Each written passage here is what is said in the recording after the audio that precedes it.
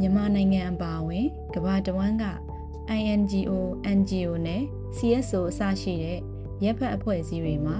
Digital Media ကိုအသုံးချပြီးမိမိတို့ဆောင်ရွက်နေတဲ့လုပ်ငန်းစီမံကိန်းတွေအကြောင်းကိုကြည်ကြဲပြန့်ပြန့်သိရှိကြဖို့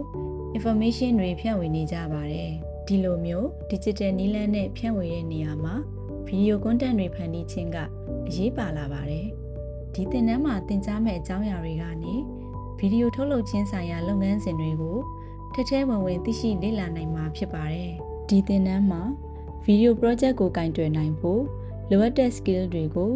module လေးခုမှတစ်ဆင့်လေ့လာရမှာပါ။အဲ့ဒါတွေကတော့ Foundations of Video Storytelling and Introduction, Basics of Storytelling, Craft Basics of Video, Pre-production, From Concept to Planning, Effective Storytelling for CSOs and NGOs, Sharing Your Mission and Making Impact